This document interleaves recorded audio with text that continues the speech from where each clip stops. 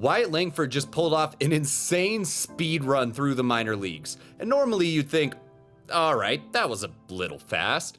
Fook me, that was fast. But he's more than ready to take the majors by storm. Langford went undrafted as a third baseman coming out of Trenton High School in Florida, committing to the University of Florida. And during his freshman year with the Gators, he only got 4 plate appearances and 1 hit, but his sophomore season is where this starts to get absolutely insane. Langford moved to the outfield, and as the primary left fielder, he hit over 350, an OPS well over 1,000, and tied Florida's single season record for homers while walking almost as much as he struck out. Then during his junior year, he somehow hit even better. He was 2 points shy of a 500 on base percentage, had an OPS over 1250, still hit over 20 homers while kicking his doubles up from 9 to 28, and struck out only 44 times, the same as the year before, while going from 36 walks up to 56. He was a unanimous first-team All-American, a Golden Spikes Award semifinalist, and after dominating college pitching for the last 2 years,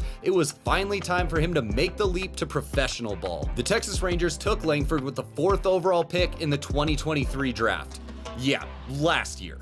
And he started his professional career like most players do at rookie ball, and God, do I feel bad for those kids that just got absolutely thrown to the wolves here. Langford only played 3 games at rookie ball. 4 of his 5 hits were for extra bases. He slugged almost 850, and Texas realized that they should stop having this guy just beat up on children.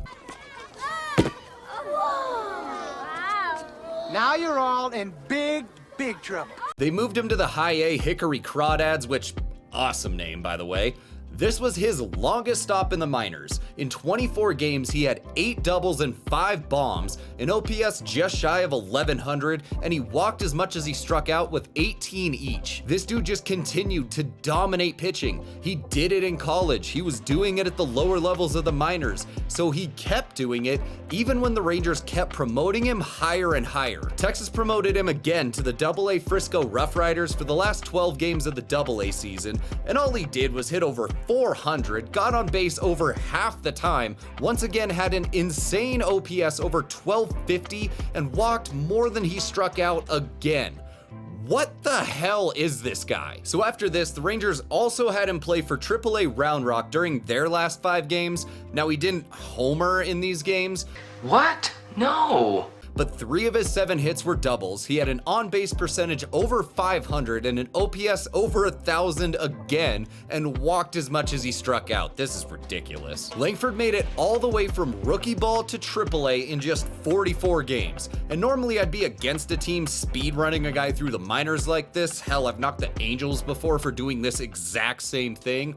But this kid is not normal. There were 1,584 minor leaguers that had at least 200 plate appearances last year, and out of all those players at every level of the minors, Langford was 7th in average, 3rd in on-base percentage and slugging, 2nd in OPS, and led the minor leagues last year in WRC+.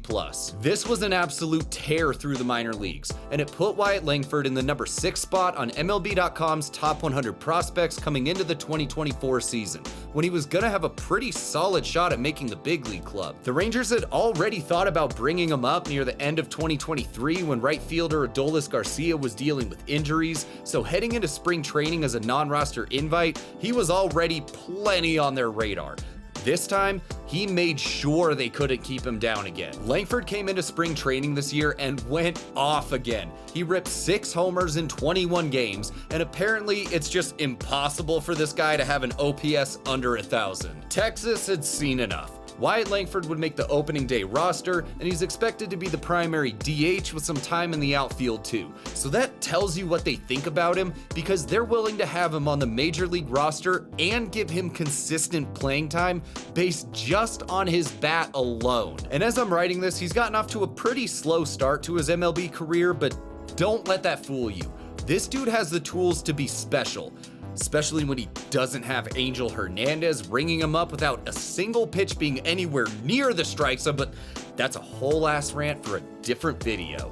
Hey, no, stop, just calm down, don't do it. As a prospect, the first thing that jumped out to scouts was his plus power. MLB.com gave him a 70 grade for power on the 20 to 80 scale and said that Langford has, quote, massive strength, electric bat speed, and makes consistent, loud contact. Now, we don't have all the same StatCast numbers for the minor leagues, but even looking at the power numbers that we do have, it's pretty ridiculous. Out of all those minor leaguers with at least 200 plate appearances last year, Langford's slugging ranked third, and his isolated power, the difference between his average and his slugging, was 8th. And that's because half of his 58 hits went for extra bases. With 17 doubles, 2 triples, and 10 bombs, that put him on pace for 63 doubles and 37 homers over 162 games. And it's still early in the season, but he's already hit a ball over 111 miles per hour, putting his max exit velo in the 89th percentile. This dude's got some serious power in his bat, and he knows how to use it. Being able to use your power in games comes down to your approach at the plate.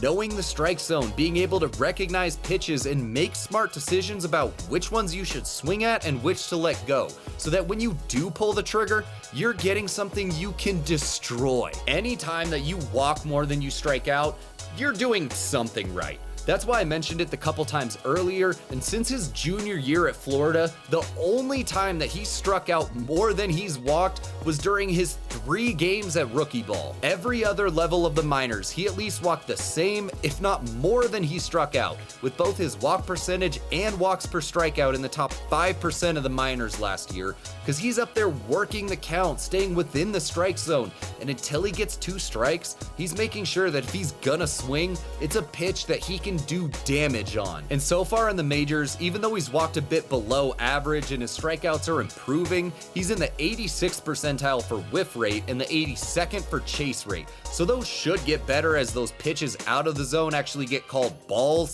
Thanks, Angel. What can I say except you're welcome? And he stays within the zone so that he can get the bat on the ball and use that power on pitches that he can crush. When you have top tier power, a great plan at the plate, and you combine that with pretty good speed and athleticism, you've got the makings of a very special player. Having the physical tools like this kind of a power speed combo can make a player absolutely electric on the field. But having the right tools between the ears and knowing the intangibles of the game, that's what makes a player great. And I'm confident that Wyatt Langford could put all this together into a great career, which is terrible for me as a Mariners fan.